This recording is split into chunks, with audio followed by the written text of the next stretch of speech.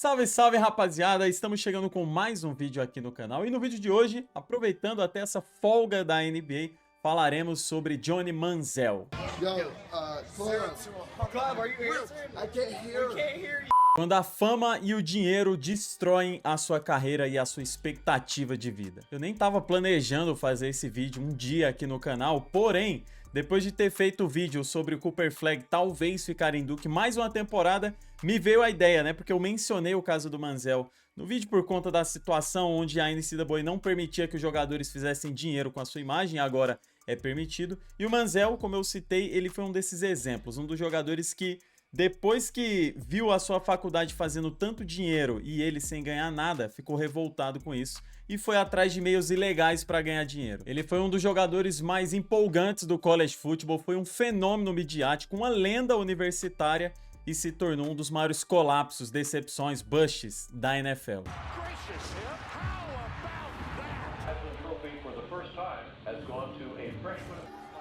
Taken on Rolling Stones, Beatles status. In the preseason, hardly anyone knew who Johnny Manziel was. For assault. Family fears he is spiraling out of control.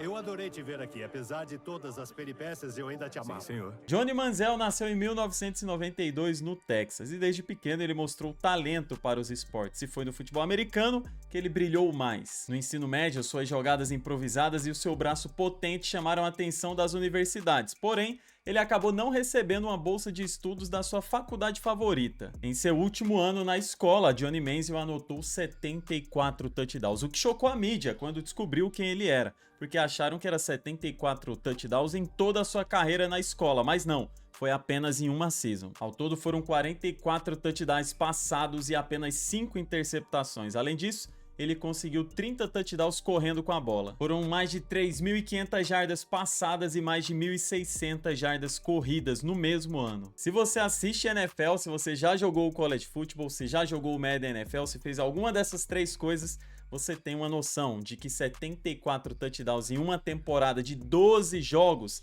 é muita coisa. Imagina você passar 44 vezes para touchdown sendo interceptado apenas 5 vezes. Nem no videogame a gente consegue fazer isso. Ele conseguiu fazer isso na vida real e eu vou ressaltar de novo, em apenas 12 partidas. É por isso que ele saiu de ser um jogador anônimo para ser o jogador mais famoso universitário. Antes de sair da escola, antes de chegar na faculdade, Johnny Manziel conheceu Nate Fitch, que se tornou seu melhor amigo. E é fundamental citar o Nate nesse momento já do vídeo para que você saiba que ele fez um melhor amigo que depois se tornou o quê? O agente dele para sua carreira, pelo menos no período universitário. Porém, o que era para ser bom para ele, uma amizade, alguém que ele poderia contar, acabou sendo prejudicial, já que o Nate acobertou ele em todas as suas falcatruas, em tudo que ele fez de errado, o Nate estava junto, envolvido e às vezes até influenciando e dando ideia para ele de coisas que ele poderia fazer ilegais. Nos seus primeiros dias como universitário, ele já se envolveu em uma confusão. Ele disse, inclusive, que nem lembra como foi parar na delegacia, mas quando se deu por si, estava sem camisa e deitado em um banco na delegacia. O que aconteceu é que ele bebeu demais, se envolveu em uma briga, a sua faculdade saiu em defesa dele, obviamente, falando que aquilo não representava o caráter comum de Manziel. One of Texas A&M's potential starting quarterbacks was arrested early this morning at Northgate. Eu não lembro de muita coisa além de acordar sem camisa, num banco de concreto, na cadeia do condado de Bryan. Actions, and this is out of character for Johnny. Uma das coisas que me surpreende em toda essa história do Manziel é a sinceridade dele em todos os fatos ocorridos, como ele até ajuda a trazer à luz, a trazer para o conhecimento público algumas coisas que ele fazia e algumas pessoas suspeitavam, mas não sabiam ainda se era verdade ou não. Como o caso dessa briga, mais pra frente, quando ele pede para outro quarterback urinar no lugar dele para fazer aquele teste toxicológico para ver se você tá com bebida ou droga no sangue, e ele admitia isso, ele fala, é verdade, tinha outro cara que mijava para mim. Passada essa primeira confusão, chegou a hora da sua estreia, do seu primeiro jogo, e tinha tudo para dar certo, já que era jogando em casa. Porém, não era apenas a estreia dele, era também a estreia da faculdade jogando em uma conferência mais forte e eles foram derrotados. O Manziel conta que quando ele chegou em casa, tinham placas de vende-se na sua propriedade. Então não foi a estreia dos sonhos, porém, o que via pela frente, aí sim se tornaria um sonho. Logo na segunda partida da temporada, tudo começou a mudar. 48-3 no segundo jogo, fora de casa, dessa vez e Johnny conheceu o ditado dos texanos: vencendo ou perdendo, nós bebemos. No seu ano de calouro em Texas, ele lançou 26 passes para touchdown, alcançou 3.700 jardas passadas e sofreu apenas 9 interceptações. Além disso, ele correu para 21 touchdowns e 1.400 jardas. Depois da vitória sobre Alabama, a mídia enlouqueceu. Johnny Manziel virou Johnny Football e se tornou o primeiro calouro da história a ganhar o troféu Heisman, que é dado ao melhor jogador da temporada do college football. Esse jogo contra o Alabama é o jogo que tem o título de tornar o Johnny Football conhecido. Parece que até então ele ainda era um quarterback anônimo, mas depois dessa partida, já que Alabama tem um dos programas mais famosos no futebol americano, é uma das faculdades mais temidas nesse esporte, então isso fez com que fosse o palco perfeito para ele brilhar. E ele brilhou. Ele era o cara. Celebridades queriam conhecê-lo, fãs faziam filas para tirar foto e ele se tornou um verdadeiro astro. E assim como teve o bônus da vitória sobre Alabama, a partir de agora eu começo a falar sobre o ônus, tudo de ruim,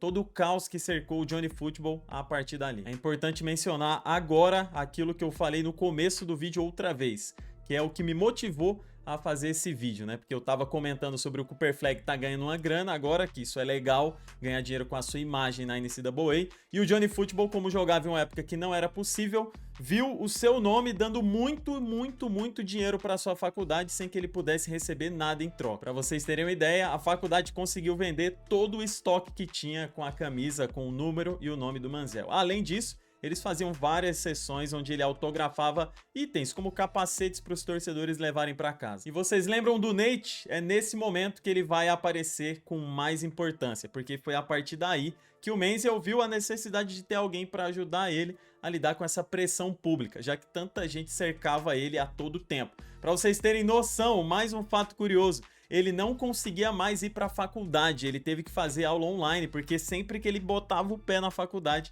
uma multidão cercava ele e causava todo um tumulto que a faculdade achou que não dava para manter, para seguir. Então ele foi o primeiro aluno da faculdade a estudar virtualmente. Outro fato curioso é que nessa primeira temporada dele, o treinador também estava estreando, e esse treinador tinha uma política: calouros não falam com a mídia.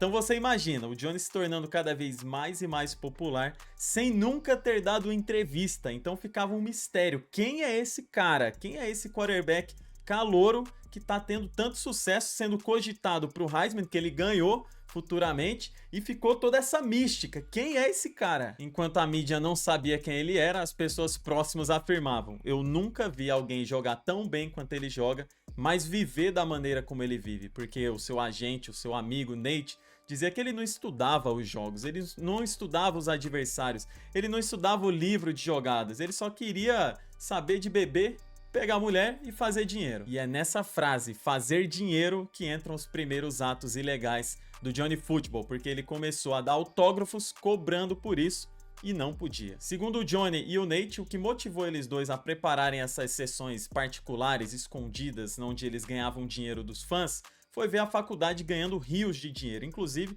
a sua faculdade reformou todo o seu estádio para aumentar a capacidade, né? No seu segundo ano na faculdade, cabiam mais de 100 mil pessoas no estádio. E aqui vai mais informações e curiosidades. Um capacete assinado pelo Johnny valia mais de $1.000. Um banquete onde estavam presentes ele e outros jogadores famosos do time era cobrado mais de $20 mil por pessoa presente. Ele vendeu mais de... Ele não, né? A faculdade vendeu mais de 40 milhões em camisetas que tinham o número e o nome dele. Então é muito dinheiro. O Johnny tinha fama, ele tinha as mulheres, ele tinha as festas, ele tinha a bebida, mas ele se incomodava demais em não ter tanto dinheiro. Então foi por isso que ele começou a se afundar cada vez mais e mais, tanto nas bebidas, nas drogas, quanto nessas sessões particulares para fazer mais e mais dinheiro. E o jovem Manziel começou a ostentar assentos VIPs em jogos de beisebol e de basquete, festas com atletas e pessoas famosas levantaram suspeitas. Quando a NCAA começou a investigá-lo por viajar em jatos particulares, dirigir com carros de luxo e etc.,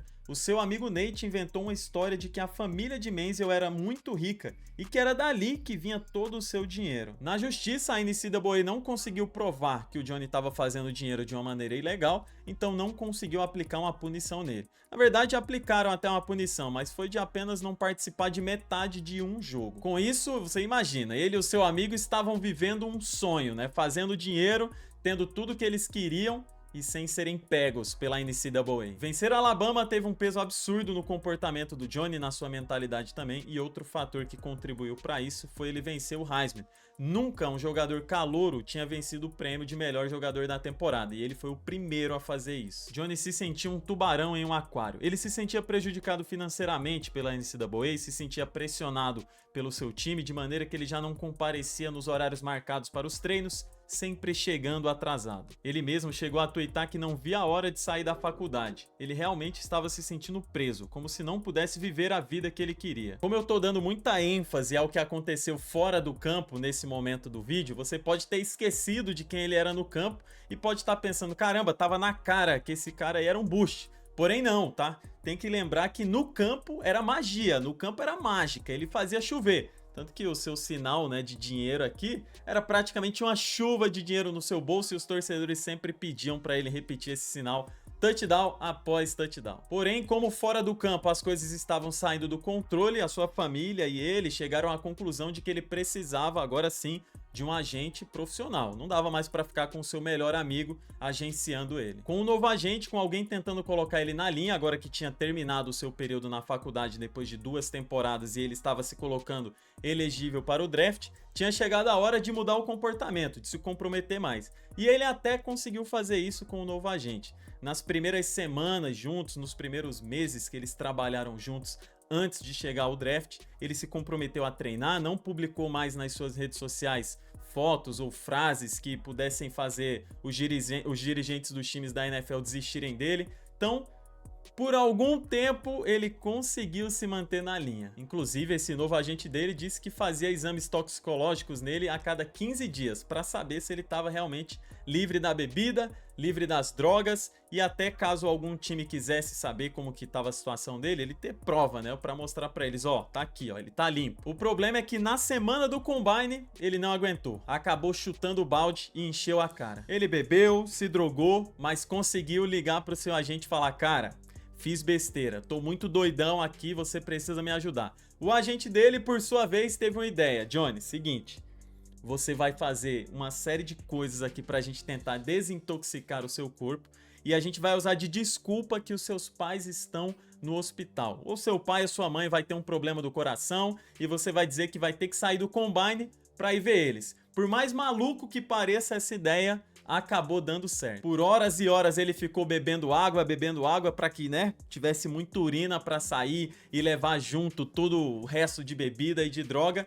E isso funcionou. Até então, pelo fator extra-campo, pela sua imaturidade, muitos times estavam desconsiderando selecionar ele no primeiro round. Mas depois do Combine, ele conseguiu ir tão bem nesse meio tempo que ele ficou no Combine que ele foi cogitado no top 10 do draft. Porém, é comum que os jogadores façam também treinos particulares com os times que esperam escolher eles. E o Johnny Manziel tinha os seus recebedores para fazer esse treino, só que um dia antes desse treino, que seria com o Browns, mais uma vez ele chutou o balde, mais uma vez encheu a cara, e dessa vez não só ele, como também seus recebedores, e ele teve que ir para esse treino privado com o Browns, tendo como recebedores o seu advogado e o seu parceiro, o seu agente, porque nesse momento ele conseguiu se recuperar, mas os seus recebedores não. E por incrível que pareça, mais uma vez, deu tudo certo e o Browns ficou impressionado com ele. Obviamente que essas histórias não chocavam os fãs, ou eles não tomavam conhecimento delas na época, até porque são mais de 6 rounds no draft da NFL, com 30 jogadores saindo em cada um deles.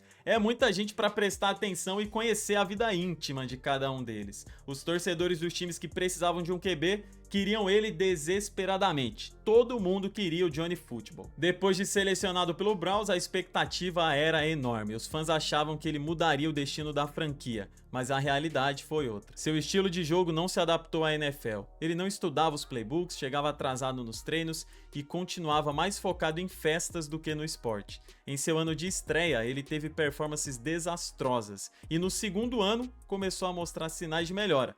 Porém, os problemas fora de campo continuavam atormentando ele. Bom, eu acabei falando bastante sobre o Manziel antes da NFL, porque eu acredito que essa é a parte mais importante para você observar quem ele foi.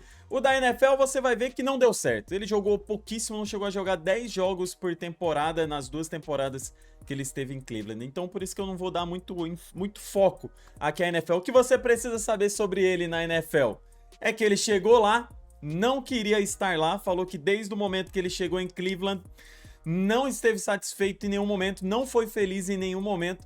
Papo parecido com o do Jimmy Butler no Miami Heat, agora que ele quis sair. Então o Manziel não foi feliz em nenhum momento, não queria estar nos treinos, não queria estudar o jogo, não queria...